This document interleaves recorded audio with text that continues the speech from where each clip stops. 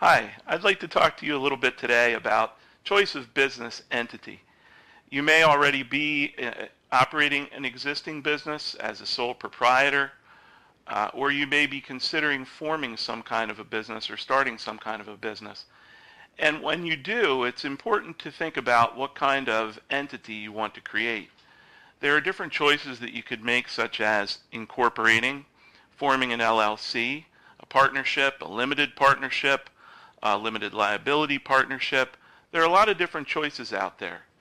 And while a lot of times people are going to go with the ones that they're most familiar with, such as a corporation or an LLC, there are considerations that should be taken into account when choosing what kind of entity you want to use to operate your business.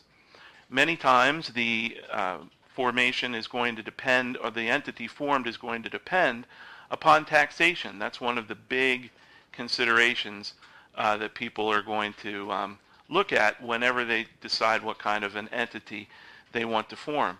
It used to be that if you were deciding to be an LLC or a partnership, you had to make certain elections with respect to taxation. Not too many years ago, there was something implemented called check the box, where anytime you form a non-corporate entity, it can automatically be classified as what they call a pass-through.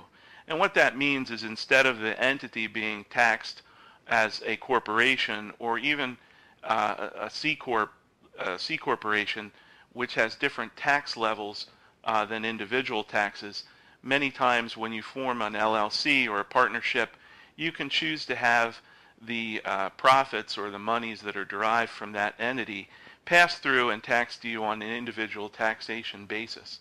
And there's oftentimes a advantage, because the taxing on an individual basis is many times going to be at a lower rate than it would be if you paid taxes on the corporate level. There are also reasons to consult an attorney when you form an entity. Forming the entity itself is not difficult. You can find many of the forms on the Pennsylvania Department of State website. However, when you form an LLC, it's important that you consider having an operating agreement.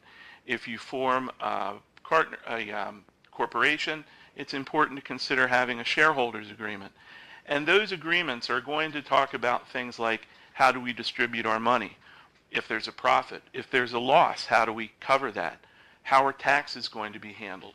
What's going to happen if there's some kind of a disaster? Or in the event of death of one of the people who are involved in the entity, how is the deceased person's share in the entity going to get treated? And is the remaining person going to get like a right of first refusal to buy the shares? Because many times when you're in business with someone, you don't intend to be in business with their spouse. And if a person passes away, many times without having some kind of an agreement in place, the share of the business will go to the spouse. And then someone ends up being in business with someone that they never intended to be in business with. So, as I said, there are many ways, many different things to consider when forming a new entity, and there are many things to consider beyond just the formation of the entity, and that's where a seasoned business attorney can really be worth their weight, literally almost in gold. So if you'd like to talk about any of these issues more, please go to our website, www.hynumlaw.com, or feel free to call me at our offices, 717-774-1357. My name again is Attorney Mike Hynum. Thank you for watching.